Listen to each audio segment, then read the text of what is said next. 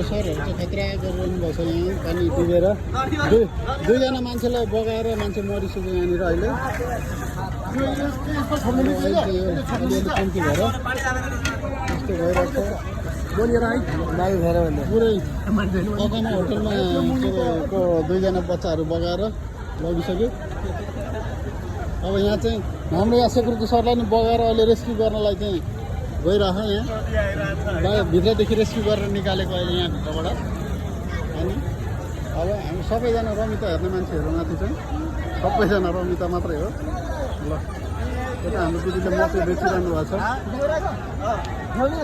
त्यो माछाको जाली निकाल्नु पऱ्यो क्या माछाको जाली त्यसले फोहोर हटाउनु मिल्छ क्या ल हाम्रो गाडी चाहिँ पर माथि लास्टमा राखेर आएको छ मैले त्यहाँ चाहिँ केही पनि नहुने सम्भावना छ यता मान्छेहरू सबलाई रमिता भइरहेको छ रमाइलो भइरहेको छ टेन्सन हामीलाई छ मान्छे बगाइसक्यो मान्छे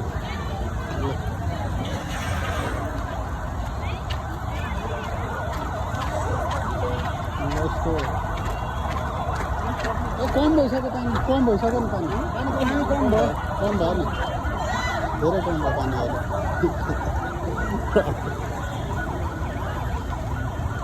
अहिले हाम्रो माछा मासु चाहिँ उता स्विमिङ गरिरहेको छ अहिले कम भयो एकदम किरण